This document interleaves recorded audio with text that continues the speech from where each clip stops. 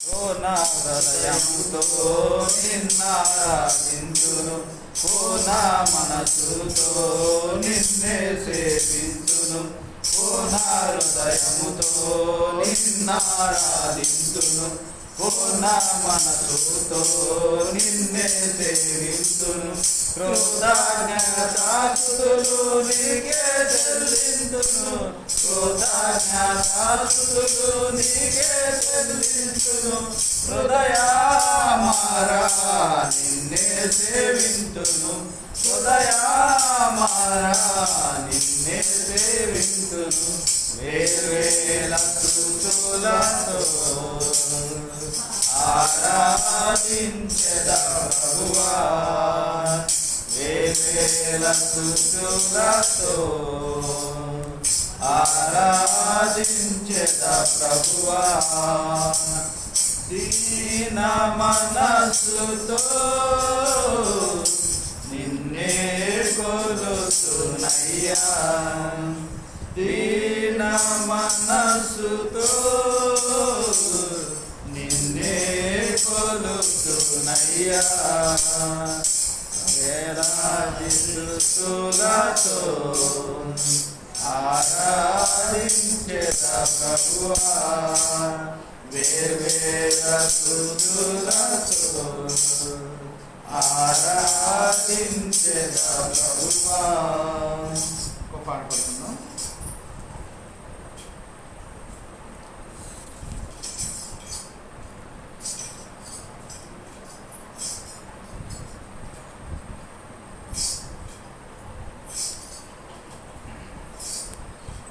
డెబ్బై రెండో పాట, చిన్న పాట పుస్తకం నుండి 72.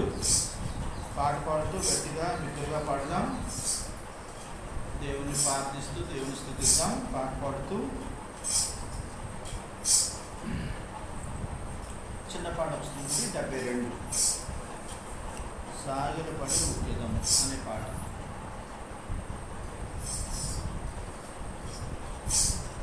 సాగిల పాడి మ్రోకెదము, సాధ్యముతో ఆత్మలో మన ప్రభు యేసుని. సాగిల పాడి మ్రోకెదము, మోషే కంటే శ్రేష్ఠుడు అన్ని మోసముల నుండి విడిపించును. మోషే కంటే శ్రేష్ఠుడు అన్ని మోసముల నుండి విడిపించును. వేషధారులను ద్వేషించును, ఆశతో మ్రోకెదము. వేషధారులను ద్వేషించును, ఆశతో మ్రోకెదము. సాగిల పాడి మ్రోకెదము, సత్యముతో ఆత్మలో మన ప్రభు యేసుని.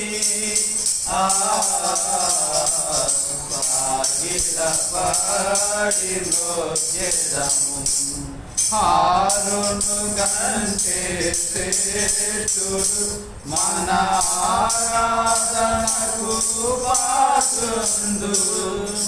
హారును కంటే శ్రేష్ఠుడు మన ఆరాధనకు పాత్రుండు. ఆయనే ప్రధాన యాజకుడు, అందరము మ్రోకెదము. ఆయనే ప్రధాన యాజకుడు, అందరము మ్రోకెదము. సాగిల పాడి మ్రోకెదము, సత్యముతో ఆత్మలో మన ప్రభు యేసుని. సాగిల పాడి మ్రోకెదము. సొలొమోను కన్నా శ్రేష్ఠుడు, సర్వజ్ఞానమునకు ఆధారము. ఆధారుండు సొలొమోను కన్నా శ్రేష్ఠుడు సర్వజ్ఞానమునకు ఆధారుండు 10,000లో అతి ప్రియుండు పదిలముగా మ్రొక్కెదము 10,000లో అతి ప్రియుండు పదిలముగా మ్రొక్కెదము సాగిల పాడి మ్రొక్కెదము సత్యముతో ఆత్మలు మన ప్రభు యేసుని సాగిల పాడి మ్రొక్కెదము అందరిలో అతి శ్రేష్ఠుడు మనకందరికీ తానే ప్రభు అందరిలో అతి శ్రేష్ఠుడు మనకందరికీ తానే ప్రభు హల్లెలూయాకు పాత్రుడు అనుదినము మ్రొక్కెదము హల్లెలూయాకు పాత్రుడు అనుదినము మ్రొక్కెదము సాగిల పాడి మ్రొక్కెదము సత్యముతో ఆత్మలో మన ప్రభు యేసుని సాగిల పాడి మ్రొక్కెదము 126 పాట.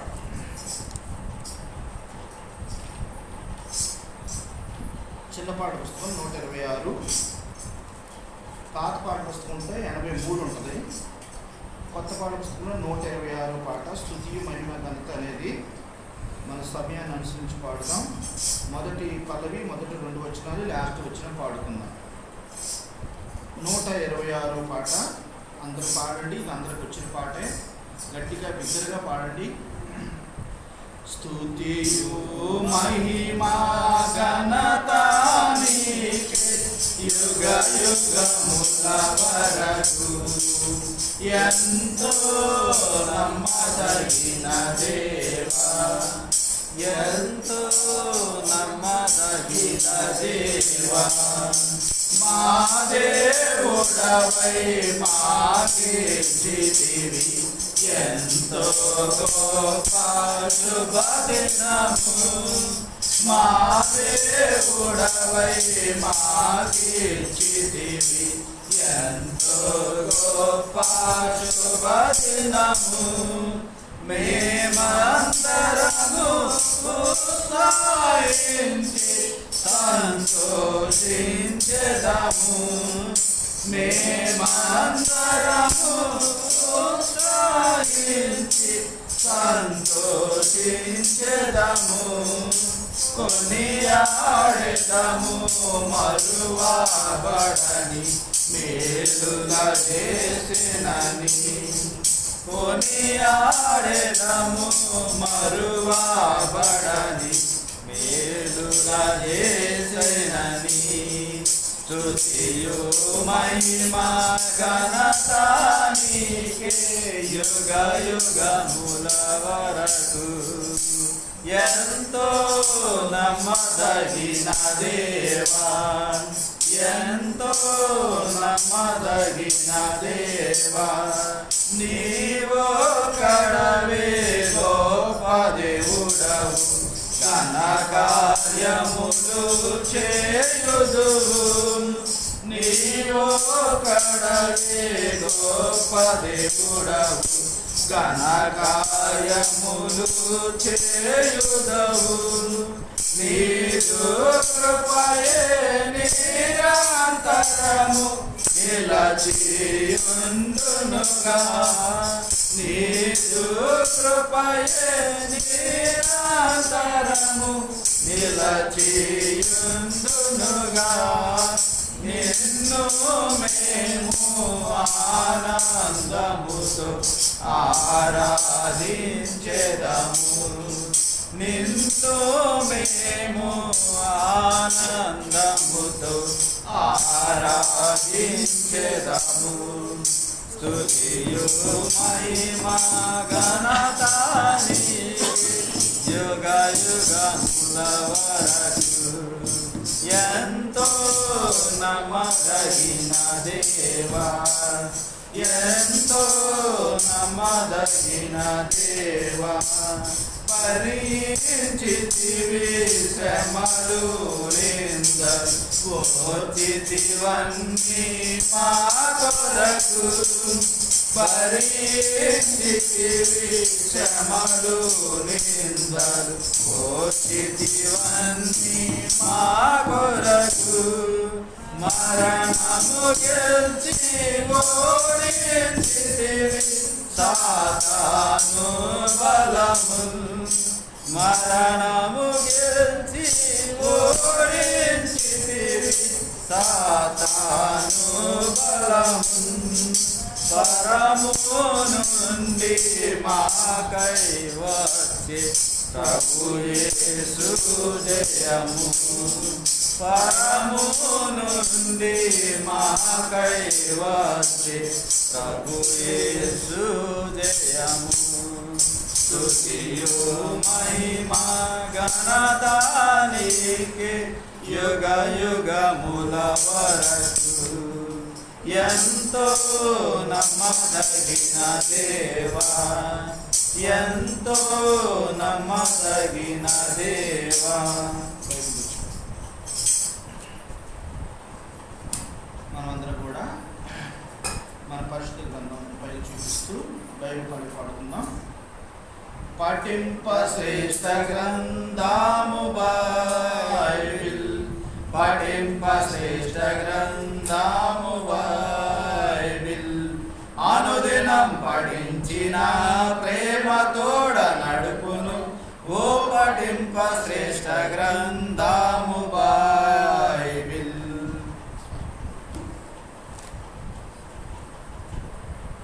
పరిశుద్ధ గ్రంథం నుంచి ఎఫెసీయులకు రాసిన పత్రిక 2వ అధ్యాయం 10వ వచనంలో మన ఆరాధన కొరకై ఒక అంశ భాగాన్ని మనం చదువుకుంటూ వచ్చాం. మరొకసారి ఈ మాటను మనం చదువుకుందాం. ఎఫెసీయులకు రాసిన పత్రిక 2వ అధ్యాయము 10వ వచనము. మరియు వాటి యందు మనం నడుచుకొనవలెనని దేవుడు ముందుగా స్థిరపరిచిన సత్క్రియలు చేయుటకై మనము క్రీస్తు యేసునందు సృష్టింపబడిన వారమే ఆయన చేసిన పని అయి ఉన్నాము. ప్రియమైన దేవుని బిడ్డారా, ఇక్కడ మనం గమనించినట్లయితే ప్రభువారు ఒక చక్కని మాట చెప్తూ వస్తున్నారు. ఏ మాట అంటే, దేవుడు ముందుగా సిద్ధపరిచిన సత్క్రియలు చేయుటకై. సత్క్రియలు అనగా ఏంటంటే, సత్క్రియలు అంటే మంచి పనులు అని అర్థం. సత్క్రియలు అంటే మంచి పనులు. సత్క్రియలు చేయుటకై మనము క్రీస్తు యేసునందు సృష్టించబడిన వారమై ఆయన చేసిన పని అయి ఉన్నారు. అర్థమైందండి? మనం మంచి పనులు చేయటానికి యేసుక్రీస్తు వారు నిన్ను నన్ను సృష్టించారు. ఆయన బిడ్డగా చేసుకోవడానికి ఆయన నిన్ను నన్ను ఏర్పాటు చేసుకున్నాడు. ప్రియమైన దేవుని బిడ్డారా, మరి యేసుక్రీస్తు వారు నిన్ను నన్ను ఎందుకు స్థిరపరిచి దేవుళ్ళో ఏర్పాటు చేసుకున్నాడంటే సత్క్రియలు చేయటానికి. సత్క్రియలు అనగా ఇక్కడ మనం గమనించినట్లయితే బైబిల్ ప్రకారంగా అంటే ఏంటంటే, మంచి పనుల ద్వారా మనం దేవుని పట్ల ఉన్న ప్రేమను, కృతజ్ఞతను మరియు మనలో ఉన్న దైవిక స్వభావాన్ని ఇతరులకు చూపించటం. అర్థమైందండి? మనలో ఉన్న ప్రేమ, అలాగే కృతజ్ఞతలు, మనలో ఉన్న దైవిక స్వభావాన్ని ఇతరులకు చూపించటమే ఇవి రక్షణలో పొందటానికి మార్గాలుగా, అవి రక్షణ మార్గాలుగా పొందిన వ్యక్తి లక్షణాలుగా మనకు కనపడుతూ వస్తున్నాయి. ప్రియమైన దేవుని బిడ్డలారా, ఈ రోజున నీవు నేను మనందరం కూడా మరి ఇలాంటి లక్షణాలు కలిగిన వారిగా ఉండాలని ప్రభు కోరుతున్నాడు. సత్క్రియలు. ఒకప్పుడు మన క్రియలు ఎలా ఉన్నాయి? మన సత్క్రియలు ఎలా ఉన్నాయి? మన క్రియలు దేవునికి ఏమాత్రం ఇష్టమలేనివిగా ఉన్నాయి. మనము దేవునికి ఇష్టమైన పనులు ఎక్కువగా చేయలేదు. మనుషులకు ఇష్టమైన పనులు నీకు నాకు, ఏ మనిషికి వ్యక్తిగతంగా ఎవరికి ఏది ఇష్టమో అదే చేసేవారిగా ఉన్నాం, కానీ దేవునికి ఇష్టమైన పనులు మనం చేసేవారిగా లేము. కానీ దేవుడు నిన్ను నన్ను ఏం చేశాడంటే, ఈ లోకం నుండి ప్రత్యేకించుకున్నాడు. తన బిడ్డగా చేసుకోవటానికి దేవుడే మానవుగా ఈ లోకానికి దిగి వచ్చాడు. ఆయన నీ కొరకు, నా కొరకు, మనందరి కొరకు, భూలోకంలో ఉన్న ప్రతి మనిషి కొరకు ఆయన ఆ యొక్క దేవుడి స్థానాన్ని విడిచిపెట్టి మానవునిగా ఈ లోకంలో జన్మించాడు. ఆయన మనందరి కొరకు ఆ కలవరి శిలువలో ప్రాణం పెట్టాడు, దెబ్బలు తిన్నాడు, చనిపోయాడు, సమాధి చేయబడ్డాడు, తిరిగి సజీవునిగా లేచాడు.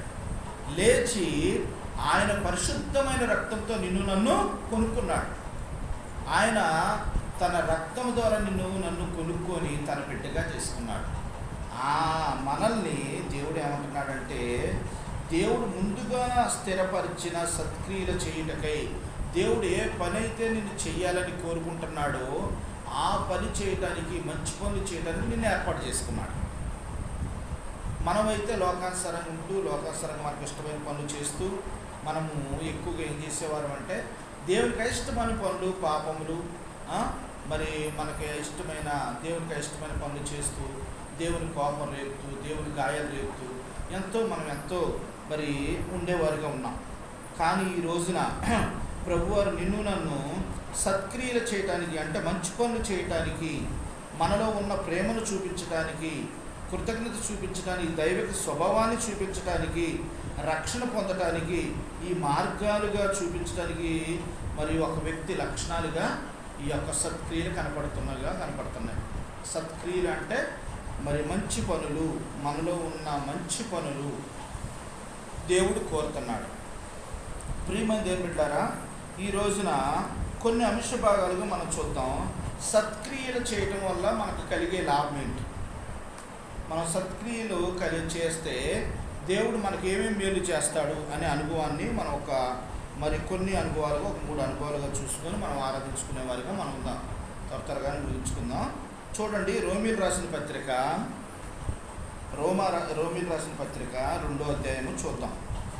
రోమీలు రాసిన పత్రిక 2వ అధ్యాయము 7వ వచనాన్ని మనం చూసినట్లయితే, రోమా 7.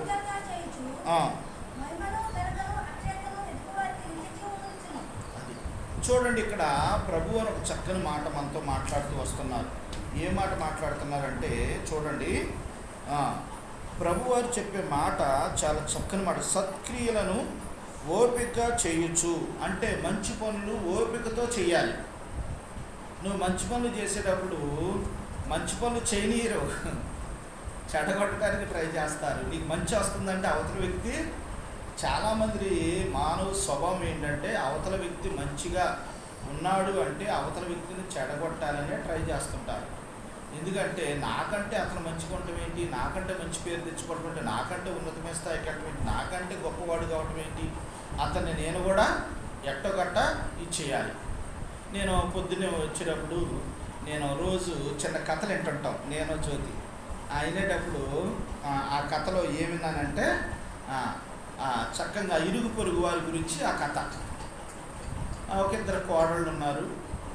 ఒక్కొక్క ఇంట్లోనే సీత, ఒక ఇంట్లోనే రమ్య, వీళ్ళిద్దరు ఉండేవారు. వీళ్ళిద్దరు పనులు చేసుకున్న తర్వాత సాయంత్రం అంటే పనులు అయిపోయిన తర్వాత ఆ గోడ దగ్గర కూర్చొని కప్పులు చెప్పుకోవటం మొదలెడితే యువతలున్న సీతకి, రమ్యకి మంచి పేరు వస్తుంటుంది. అత్త అయితే మంచిగా చూసుకోవటం, భర్తకి టయానికి వండి పెట్టడం, పిల్లల్ని బాగా చూసుకోవటం, చక్కగా అందరితో కలిసిమెలిసి ఉండటం చక్కగా ఉంటుంది. ఈ సీతన్న ఏం చేసిందంటే అది ఓర్చుకోలేకపోయి ఎట్టయినా సరే ఏమని కూడా చెడగొట్టాలని నిదానంగా ఆమెకి ఇంకా లేనిపోని మాటలన్నీ నూరిపోసింది. ఆ మాటలు ఇవ్వండి. అందుకనే ఎక్కువ శాతం మనము చాలా దూరంగా ఉండాలి ప్రతి విషయంలో దూరంగా ఉండాలి. దేవుని నమ్ముకున్న బిడ్డతోనైతే పర్లేదు, కానీ లోకస్తులు చాలా జాగ్రత్తగా ఉండాలి. మీ అత్తగారికి నువ్వే ఉండి పెడుతున్నావా, ఆమె రేపు పొద్దున్న నేను మంచిగా చూడదు, నిన్ను అది ఇదని చెప్పి ఆమెకి ఎక్కేసింది. తర్వాత నీ భర్త నువ్వే పనులు చేసుకొని నేర్పు అయ్యని ఆమె ఎక్కేసింది. ఇలాగా లేనిపోని అన్నీ ఆమె నేర్పేలకి ఏం కూడా ఆ ఇంట్లో ఇక నిదానంగా అత్త మీద కసురుకోవటం, భర్త మీద కసురుకోవటం, ఒకరోజు బాగలేదనుకోవడం, ఇలా చూసారా. తనకు మంచి పేరు వస్తుందని తను కూడా ఏం చేస్తుంది, చెడగొట్టేసి ప్రియమదేవులు మా కాలనీలో మేము ఉండే ఇంటి దగ్గరలో ఈ ఇరుగు పొరుగు మాటల వల్ల ఎలాగా అయిద్దంటే పరిస్థితులు మేము చూస్తూ వచ్చాం కళ్ళారా. ఈ భర్తలు పనులకి వెళ్ళిన తర్వాత వీళ్ళందరూ కూడా ఒక సటగట కూర్చొని వాళ్ళ గురించి మాట్లాడరు, బయట వాళ్ళ గురించి మాట్లాడతారు. ఎవరైతే వెళ్ళారో వాళ్ళ గురించి మాట్లాడుతుంటారు.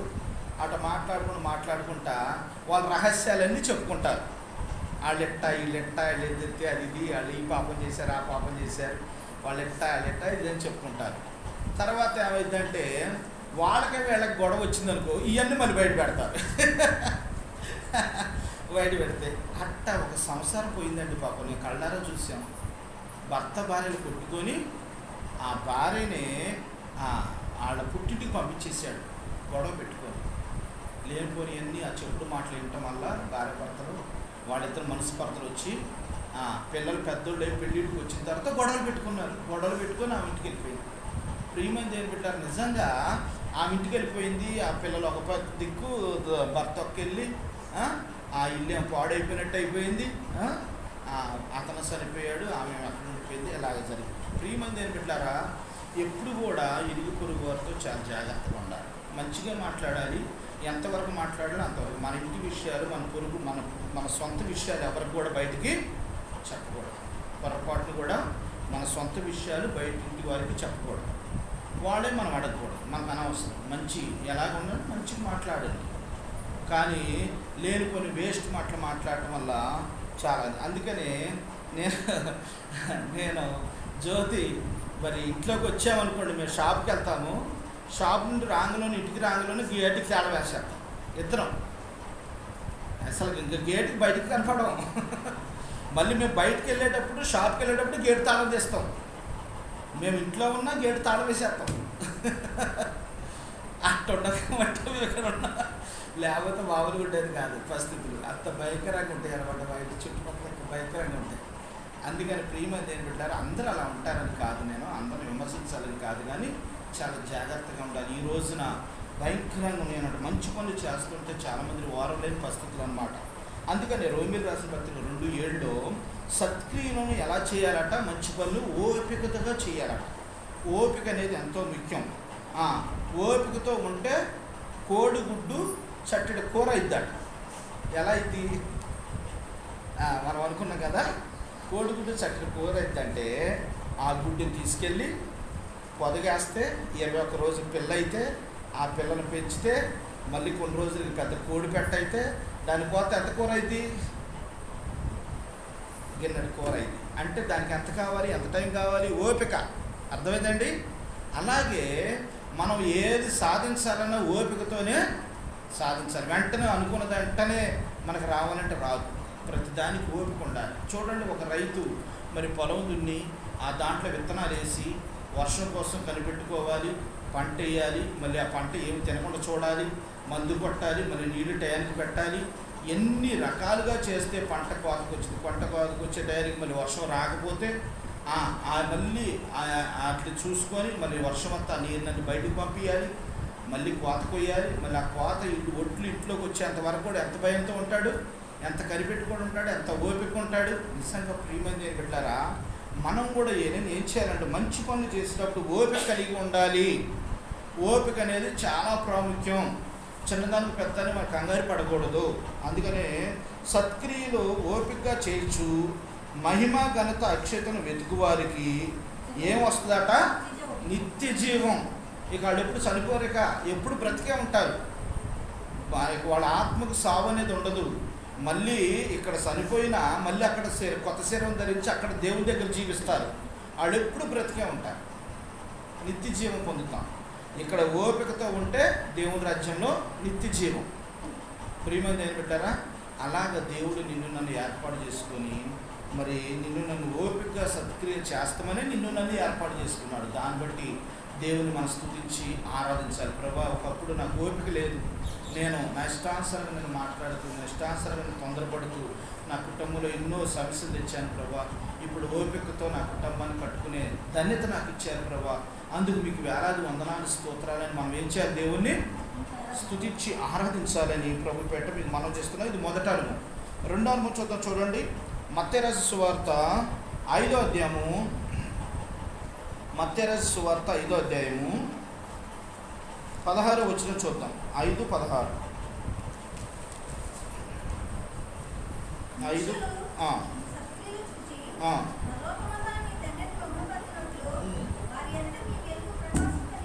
అది ఇక్కడ చూసినట్లయితే, మనుషులు మీ సత్క్రియలను చూసి పరలోకమందున మీ తండ్రిని మహిమపరచినట్లు వారి ఎదుట మీ వెలుగును ప్రకాశింపనీయుడి. నీవు నేను మందిరానికి వచ్చాము, ఆరాధించాము, ఇంటికి వెళ్ళాం. మరి దేవునికి మహిమ ఎట్టవుతుంది? నువ్వు చేసే బయటికి వెళ్ళి మంచి పనులు, నువ్వు చేసే దేవుని యొక్క మంచి లక్షణాలు అవతల వ్యక్తి చూసి, అదిగో అక్క చూసావా ఎంత మంచిగా ఉందో, నేను ఎన్నో తిట్టాను కానీ అక్క ఎంతో ప్రేమతో మాట్లాడేది, కనపడినప్పుడల్లా ఆ తిట్లు మనసులో పెట్టుకోదు, ఏ ద్వేషాలు ఉండవు, చక్కగా మాట్లాడుతుంది అని వాళ్ళ దేవుడు గొప్ప దేవుడు, అక్క నమ్ముకుంది అక్క అని, అక్క నాకు నేను కూడా మారాలి అని అనుకుంటారే, అప్పుడు దేవుడికి మహిమ వచ్చినట్లు అన్నమాట. నీ మంచి పనుల వల్ల దేవుడికి మహిమ రావాలి. అందుకని ఇక్కడ చూడండి, మనుషులు మీ సత్క్రియలను చూచి, మీ మంచి పనులు చూసి పరలోకమందున మీ తండ్రిని మహిమపరిచినట్లుగా. అర్థమైందండి? ఈ లోకంలో మన మందిరానికి వస్తే అందరం మంచిగా ఉంటాం కదా. మందిరానికి వచ్చినప్పుడు అందరం కూడా చక్కగా బుద్ధిమంతులుగా ఉంటాం, చక్కగా బైబిల్ తీస్తాం, పాటలు పాడతాం, బైబిల్ చదువుతాం. బయటికి వెళ్తే అప్పుడు మనం క్లారిటీ వస్తుంది మనలో. అర్థమైందా? ఒంటరిగా ఉన్నప్పుడు మన స్వభావం ఏంటో బయటపడిద్దాట. అలాగే మనం బయటికి వెళ్ళినప్పుడు మన సత్క్రియలు అవతల వాళ్ళు చూసి దేవునికి మహిమకరంగా ఉంచేటట్లుగా, మహిమతో వచ్చేటట్లుగా నీవు నేను మనందరం కూడా ఉండాలి అని ప్రభు ఇక్కడ కోరుతున్నాడు. అందుకనే మనుషులు మీ సత్క్రియలు చూచి పరలోకమందున మీ తండ్రిని మహిమపరిచినట్లు వారు ఎదుట మీ వెలుగు ప్రకాశింపనీయండి. మీరు వెలుగు, మీ వెలుగు ఇతరులకి ప్రకాశవంతంగా కనపడేట్లుగా చేయండి. ప్రియమైన దేవుని బిడ్డలారా, అది నిజమైన మరి దేవుని ఆరాధించడం అంటే, దేవుని మహిమపరచడం అంటే మందిరంలోకి వచ్చినప్పుడే కాదు కానీ మందిరం బయట ఉన్నప్పుడు కూడా మన ప్రవర్తనలో కానీ, మన మాటల్లో కానీ, మన ఆలోచనలో కానీ ఎక్కడ తేడా ఉండకూడదు. దేవుల్లో నమ్మకంగా ఉండాలి, దేవుల్లో యథార్థంగా ఉండాలి. మన మాట అంటే అవునంటే అవును, కాదంటే కాదులాగా ఉండాలి. మంచి మంచి నడవడిక, మంచి పనులు చేస్తూ, అందరిని ప్రేమిస్తూ, చక్కగా మాట్లాడుతూ, అందరిని కలుపుకుంటూ వెళ్ళిపోవాలి. ప్రియమంది ఏం పెట్టారా? పిల్లలు చూడండి, కొంతమంది చిన్న చిన్న అప్పుడు కొట్టుకున్న తర్వాత అడిదాకా నువ్వు వెళ్ళొద్దురా, నువ్వు వెళ్ళొద్దురా అంటాం తల్లిదండ్రులు. కానీ ఒక అరగంటలో ఏమైపోతారు? మళ్ళీ కలిసిపోయి సరదాగా భుజాలు చేసుకొని ఆడుకుంటుంటారు. అలాగా నీవు నేను మనందరం కూడా ఎలా ఉండాలంటే, లోకంలోకి వెళ్ళినప్పుడు అలాగా మనం కొన్ని విషయాల్లో మనము అవతల వ్యక్తిని ప్రేమించి క్షమించేవారిగా మనం ఉండాలి. అందుకనే నీవు చేసే మంచి పనుల ద్వారా, నువ్వు ప్రకాశించడం ద్వారా, నీ వెలుగు ఇతరులకు ప్రకాశించడం ద్వారా దేవునికి మహిమ వస్తుంది. ఒకప్పుడు మన చూసిన వారు మనని కొద్దిగా అసహించుకోవటము, తిట్టుకోవటము, ఏంటి ఇతను ఎలా ఉన్నాడు అది ఇది అనుకుంటారు. కానీ ఇప్పుడు దేవుల్లో నమ్మకం ఎదుగు ఫలించే మనల్ని చూసినప్పుడు, అక్క చూడు ఆదివారం వస్తే చక్కగా మందిరానికి వెళ్తుంది, దేవుల్లో నమ్మకంగా ఉంటుంది, బయట కూడా చాలా బాగుంటుంది అనేటట్లుగా ఎంత చక్కగా పేరు తెచ్చుకున్నాం. అందుకనే ప్రియమైన దేవుని బిడ్డలారా, నీ ద్వారా నా ద్వారా మనందరి ద్వారా దేవునికి మహిమ రావాలి. మన సత్క్రియలు చూసి వాళ్ళు దేవుని మహిమపరచాలి. అలాగా దేవుడు నిన్ను నన్ను చేశాడు ఈ రోజున. అందుకనే దేవుని మనం స్తుతించాలి. ప్రభువా, నేను ఒకప్పుడు అలా లేను ప్రభువా, ఈ రోజు నన్ను అలా ఉంచారు, అలా ఉంచి మిమ్మల్ని స్తుతించే ధన్యత, గణపరిచే ధన్యత, నా ద్వారా మీకు మహిమ తెచ్చే బిడ్డగా నేను చేశాను ప్రభువా, అందుకు మీకు వందనాలు స్తోత్రాలు దేవుని స్తుతించి ఆరాధిస్తూ దేవుని గణపరుస్తూ రావాలి. చాలామంది ఏం చేస్తారంటే, బైబిల్ పట్టుకొని మందిరానికి రావాలంటే భయపడుతుంటారు కదా, కొద్దిగా సిగ్గుపడటం, ఎవరన్నా ఏమని అనుకుంటారని కొద్దిగా కొంతమంది అలా ఉంటారు. నిజంగా ప్రియమైన దేవుని బిడ్డలారా, భక్సింగ్ అన్న ఎటు వెళ్ళినా సరే బైబిల్ మాత్రం గుండెకు అద్దుకొని ఇలా పట్టుకొని వెళ్ళేవాడట. ఒక ఘనతగా, ఇది నా దేవుడు అని ఘనంగా పట్టుకొని వెళ్ళేవాడట. ఎక్కడికి వెళ్ళినా, ఏ దేశానికి వెళ్ళినా, ఎక్కడ కూడా అస్సలకి పాకిస్తాన్ వెళ్ళినా కూడా అలాగే ఉండేవాడట. ప్రియమైన దేవుని బిడ్డలారా, నీవు నేను మా అందరం కూడా దేవుని కనపరుస్తూ దేవుడు ఏం చేస్తారో మన్నే కనపరుస్తాడు. అందుకని నేనేం చేస్తానని ఇంటికాడ నుండి వచ్చినప్పుడు బైబిల్లో బ్యాగ్, నాకు బండికి ఒక బాక్స్ ఉంటుంది, బాక్స్లో నేను బ్యాగ్ పెట్టుకోవచ్చు, బైబిల్ బ్యాగ్. కానీ పెట్టను. ఏం చేస్తుంది తెలుసా? భుజం మీద తరిగించుకుంటా, ఎదరబెడితే చూసేవాళ్ళు అందరూ కూడా ఎవరు కొట్టారు అప్పుడు? ఏమంది అని పెట్టారా? దేవునికి మహిమ రావాలి. మనం ఏ పని చేసినా దేవునికి మహిమ రావాలి, అది దేవుడు కోరుకునేది. అందుకనే నేను మార్కెట్ మధ్యలో వస్తా, జనాల మధ్యలో వస్తా. నిజంగా మీరు రబ్బరు అంటే గొప్పగా చెప్పడం కాదు, కానీ అందరూ ఇటు చూస్తుంటారు, విచిత్రంగా చూస్తుంటారు. ఏం డాక్టర్ దేవుడు నమ్ముకున్నాడా అంటే వాళ్ళ అభిప్రాయం ఉంటుంది కదా. కొంతమంది నా దగ్గరకు వచ్చిన వాళ్ళు అందరూ ఏదో షాపే, ఏం దేవుడు నమ్ముకున్నాడా, చర్చికి వెళ్తాడు అనుకుంటా అని చాలామంది నన్ను మార్కెట్లో అడిగిన వాళ్ళు ఉన్నారు. మనము మరి మామూలుగా రహస్యంగా తెచ్చువనుకో, దేవుడికి ఎక్కడ మహిమ అవుతుంది? ఎప్పుడు కూడా మనము దేవునికి మహిమకరంగా జీవించాలి. అది దేవుని స్తుతించటం, దేవుని ఆరాధించడం అంటే అది. అంతేగాని నువ్వు ఎవరికి తెలియకుండా రహస్యంగా వచ్చి రహస్యంగా వెళ్ళి ప్రార్థన చేసుకుని వెళ్తే అది దేవునికి ఏమాత్రం మహిమ లేదు. అందుకని ఇక్కడ ప్రభు వారు అందుకని ఈ మాట మెన్షన్ చేస్తూ వచ్చారు. 5:16 మనుషులు మీ సత్క్రియలో చూసి పరలోకమందున మీ తండ్రి మహిమపరిచినట్లు మీ వెలుగు వారి ఎదుట మీ వెలుగుని ప్రకాశింపనీయండి. అర్థమైందండి? వెలుగు ప్రకాశించాలి. బైబిల్ గ్రంథం వెలుగు అందరికీ తెలియపరచాలి. అది నిజమైన క్రైస్తవ లక్షణం. అలాగే దేవుని ఆరాధించాలి. ఇది 2వ అనుభవం. 3వ అనుభవం చూసుకొని ఆరాధించుకుందాం. చూడండి, 3వ అనుభవం ఫిలిప్పీలు రాసిన పత్రిక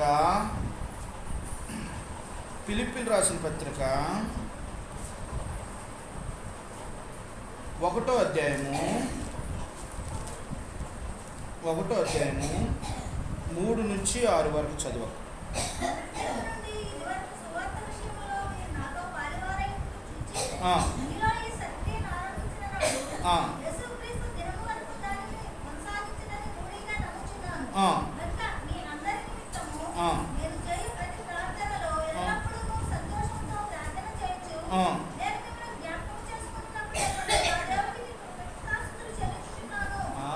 దేవునికి ఏం చేస్తున్నట?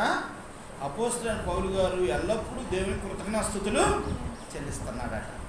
ఎందుకని ఇక్కడ చూడండి, మొదటి దినము నుండి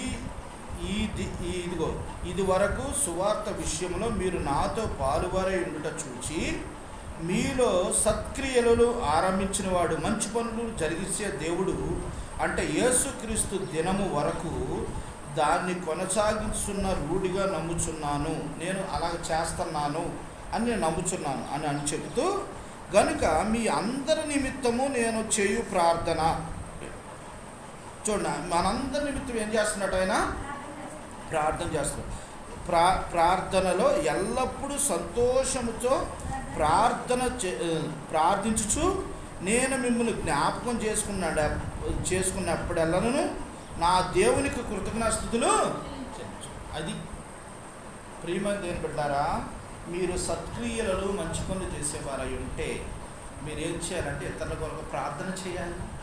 మరి అందరి కొరకు దేవుని స్తుతించాలి, ఆరాధించాలి, ఘనపరచాలి. అంతేగాని మనంతటికి మనమే మన కుటుంబం కొరకే కాదు, అందరు ఇతర కుటుంబాల కొరకు, లోకం కొరకు, లోకంలో రాజ్యుల కొరకు, అధికారుల కొరకు, ఈ లోక ప్రజల్లో ఎవరైతే రక్షణ లేదో రక్షణ లేని కొరకు, మన కుటుంబ సభ్యులు, మన బంధువులు, మన శత్రువులు అందరి కొరకు మనం ఏం చేయాలంటే నిత్యము ప్రార్థన చేసి దేవుని స్తుతించేవారిగా మనం ఉండాలి. అది నిజమైన ఆరాధన. ప్రియమైన దేవుని బిడ్డలారా, మీరు నాతో పాలువారై ఉండుట చూచి మీలో మీ సత్క్రియలు ఆరంభించిన వాడు యేసుక్రీస్తు. ప్రియమైన దేవుని బిడ్డలారా, ఈ రోజున నీవు నేను మనందరూ కూడా సత్క్రియలు మనము మంచి పనులు చేసేవారిగా ఉన్నప్పుడు ఇతరుల కొరకు ప్రార్థన చేస్తాం, ఇతరుల కొరకు ఆరాధిస్తాం, దేవుని కనపరుస్తాం. మరి అలాగా ఈ రోజున నిన్ను నన్ను ఉంచాడు దేవుడు. ఒకప్పుడు మనకు లేదు కదా. మనం ఎలాగుంటాడు అంటే బయటికి ఏదన్నా మన గుడికి వెళ్ళినప్పుడు జస్ట్ దేవుడికి దండం పెట్టుకొని కొబ్బరికాయ కొట్టుకొని ఏమనుకుంటాం, మన కుటుంబం కొరకు దండం పెట్టుకుంటారు కదా మామూలుగా. మరి ఇప్పుడు అట్ట కాదు, మనం ఏం చేస్తాం? అందరి కొరకు ప్రార్థన చేస్తాం. అందరూ మన ఇరుగు పొరుగు వారు, మన ప్రాంతం, మన గ్రామ పెద్దలు, అధికారులు అందరి కొరకు ప్రార్థన చేస్తాం. అందరిని బట్టి స్తుతిస్తాం. దేవా, మంచి దేశంలో, మంచి ప్రాంతంలో, మంచి ఇంటిని నాకు ఇచ్చారు, మంచి ఇరుగు పొరుగు వారిని ఇచ్చారు, అందుకు మీకు వందనాలు స్తోత్రాలను మనం దేవుని స్తుతిస్తాం. ఇది నిజమైన ఆరాధన. ప్రియమంది ఏమంటారా, ఈ అన్నిటిని బట్టి మనకు అర్థమైంది ఏంటంటే మనము ఎప్పుడు కూడా దేవునికి కృతజ్ఞాస్తుతులు చెల్లించే వారిగా మనం ఉండాలి. ఎప్పుడు ఈరోజు ఆదివారం వచ్చిందనే కాదు, కానీ ఇంటికాడ మనం ఎప్పుడు కూడా దేవుని కృతజ్ఞాస్తుతులు చెల్లించాలి. అది సత్క్రియలో ఒక భాగం. నువ్వు దేవుని ప్రార్థించడం, దేవుని స్తుతించడం సత్క్రియలో, మంచి పనులు అదొక భాగంగా కనపడుతూ వస్తుంది. నీవు నేను మనందరం కూడా అలా విధంగా దేవుని స్తుతించి ఆరాధించే వారిగా ఉండాలి. ప్రభా, ఒకప్పుడు ఇతరుల కొరకునే ప్రార్థించే లేనివాడిగా ఉన్నాను, ఈరోజు ప్రార్థన చేసే బిడ్డగా చేశారు. ప్రభా, నేను కూడా స్తుతించి ఆరాధించే బిడ్డగా నన్ను కూడా చేశారు, అందుకు మీకు వందనాలు, స్తోత్రాలు. తండ్రి, ఈ రోజున మీ సన్నిధిలో ఆరాధించే దరిటాన్ని నన్ను తీసుకొచ్చినందుకు వందనాలు, స్తోత్రాలని మన దేవుని ఏం చేయాలి? స్తుతించి ఆరాధించాలని ప్రభు పెట్ట మీకు మనం. అందుకనే దేవుడు నిన్ను నన్ను ఏం చేశాడు? అందుకని మొదట వచ్చిన చదువుకుందాం. చూడండి, ఫస్ట్ చదువుకున్న వచ్చిన ఎపిసోడ్ రాసిన పత్రిక 2:10 మనం మొట్టమొదటి చదువుకున్న మాట. ఈ మాట చదువుకొని మనం ఆరాధించుకుందాం. చూడండి, ఎపిసోడ్ రాసిన పత్రిక 2:10లో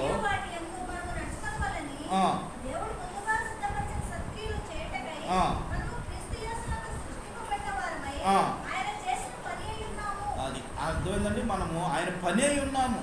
ఆయన అందుకని నిన్ను నన్ను సృష్టించాడు, మంచి పనులు చేయడానికి నిన్ను నన్ను ఏర్పాటు చేసుకున్నాడు. ఆ పనులు చేయకుండా నువ్వు నిర్లక్ష్యంగా ఉన్నావంటే దేవుని బిడ్డగా అవ్వవు. అందుకనే దేవుడు నిన్ను నన్ను ఏం చేశాడంటే, దేవుడు ముందుగా స్థిరపరిచి సత్క్రియలు చేయటగా మన క్రీస్తు యేసునందు సృష్టించబడిన వారు ఆయన చేసిన పని అయి ఉన్నాము. ఆయన పని అయి ఉన్నాం మనం, అందుకనే ఈ పనులు చేస్తున్నాం. అందుకని 3 అనుభవాలు చూస్తూ వచ్చాం. ఏం చూసాం? ఒకటి, సత్క్రియలు ఓపిక చేయాలి, అప్పుడు నిత్య జీవానికి వారసులు అవుతాం. రెండోది, మనుషులు సత్క్రియలు చూసి పరలోకమున మీ తండ్రిని మహిమపరిచినట్లుగా మీ వెలుగుని ఏం చేయాలి? ప్రకాశింపనీయాలి. 3వ అనుభవం ఏంటంటే, మీరు నాతో పాలువారై ఉండటం చూసి మీలో మీ సత్క్రియలు ఆరంభించిన వాడు యేసుక్రీస్తు అని గురువుడిగా నమ్మి మనం ఏం చేయాలంటే ప్రార్థన చేస్తూ దేవుని స్తుతించేవారిగా, కనపరిచేవారిగా ఉండాలి. ఈ 3 అనుభవాన్ని తలపోసుకొని ఈ రోజున దేవుని ఆత్మతో సత్యంతో ఆరాధిద్దాం, దేవుని కనపరుద్దాం. ప్రభా, ఒకప్పుడు నేను మీ మంచి పనులు చేయలేని వాడిగా, లోకంలో ఉన్న పాప పనుల్లో నిమగ్నమై ఉండి పాపం చేస్తూ మీకు అంత బాధ పెట్టినవాడిగా ఉన్నాను. దయతో నన్ను క్షమించిన ప్రభా, ఈ రోజున ఇక్కడున్న పరిశుద్ధతో కలిసి స్తుతించే ధన్యత, ఆరాధించే ధన్యత, గణపరిచే ధన్యత మీరు నాకు దయచేస్తూ వచ్చారు. అందుకు మీకు వేలాది వందనాలు, స్తోత్రాలని దేవుని మనం ఏం చేయాలి? స్తుతించి ఆరాధించి గణపరిచేవారు ఉండాలని ప్రభు పెట్ట మీకు మనం చేస్తూ ఈ చిన్న వాక్యము దేవుడు దీవించును గాక. అందరూ మోకరించండి, మోకరించుకొని చిన్న ఆరాధించుకుందాం.